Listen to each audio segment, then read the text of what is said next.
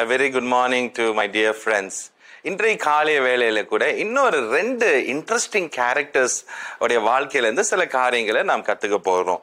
இந்த 1 சாமுவேல் 13-14 அதிகாரத்தை நம்ம பார்த்தோம் என்றால், அந்த சால் ஒரு ராஜா இருக்கிறாரு, அவருடைய மகன் ஜோனத்தான் இருக்கிறான், இன்னொரு ஆயுததாரி ஒருத்தன் இருக்கிறான்.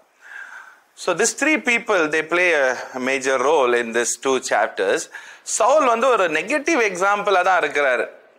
அங்க நம்ம பார்க்கிறோம், யுத்தத்துக்கு போகணும், யார்கிட்டயுமே அந்த பட்டயம் இல்லை. They don't have sword. Only 2 people have sword. One is Saul and Jonathan. So he did not train his people. நிறைய நெகட்டிவ் எக்ஸாம்பிள் நம்ம சவுலோடைய இதுல பார்க்கிறோம். ஆனா அப்படிப்பட்ட ஒரு தகப்பன் இருந்தாலும் யோனாத்தானுடைய லைஃப் கொஞ்சம் வித்தியாசமா இருக்கிறத பார்க்கிறோம். சோ அங்க வந்து எதிரிகள் வந்து இந்த 13வது அதிகாரத்துல 5வது வசனம், Philistine mustered a mighty army of 3000 chariot, 3000 chariot, 6000 charioteers and many warriors as grains of sand. மணல் போல அவ்வளோ huge numbers like sand in the seashore. அந்த அளவுக்கு எனிமீஸ் எதிரிகள் இருக்கிறாங்க. ஆனா இவங்கள்ட்ட பட்டயமே இல்லை யுத்தத்துக்கு. they are not prepared, they are not equipped. ஆனா அந்த சூழ்நிலையில in spite of all this negative environment, ஒரு wrong லீடரா சால் இருக்கும் பொழுதும் ஜோனத்தான் was different.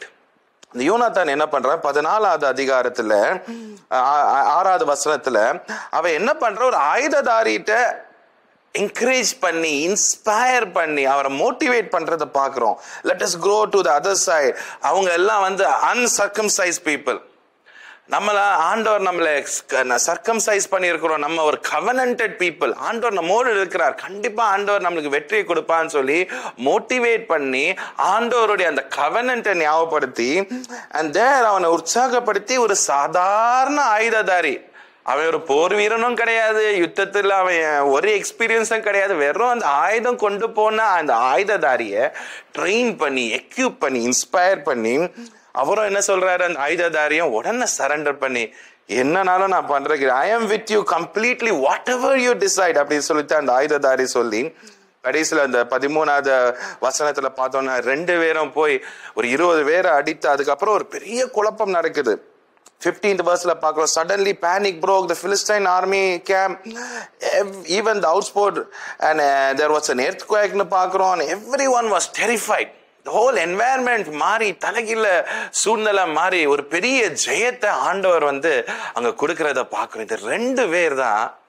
பட் அதுல நம்ம பார்க்கிறோம் எப்படி யோனத்தான் அந்த நெகட்டிவான என்வாயர்மெண்ட்ல கூட பாசிட்டிவா இருக்கிறது மாத்திரம் இல்ல, கூட இருக்கிறவனை இன்ஸ்பயர் பண்ணி என்கரேஜ் பண்ணி இணைந்து எதிர்த்து அங்க வந்து எதிரிகளை வெல்ல ஆண்டவர் உதவி செஞ்சார். நம்மளுடைய வாழ்க்கையில நாம் உண்மையிலேயே நாம் ஒரு பாசிட்டிவா இருக்கிறோமா, பிறரை நாம் இன்ஸ்பயர் பண்றோமா, நம்மளுடைய வார்த்தை மூலமா அவங்களையும் நெகட்டிவ் பண்ணி அவங்களையும் டவுன் ஆக்கி அவங்களையும் நம்ம வந்து சோர்வுல தள்ளி விடுறோமா, இல்ல சுத்தி இருக்கிற ஜனங்களை இன்ஸ்பயர் பண்றோமா? யோனத்தான் had every reason to be negative, but he was not.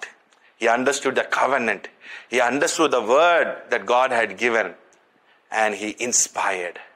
So may God help us. ஆண்டவர் நம்மளை உதவி செய்வாராக, பிறரை இன்ஸ்பயர் பண்ணி என்கரேஜ் பண்ணி ஆண்டவருக்காக பெரிய காரியத்தை செய்யறது. And God bless you.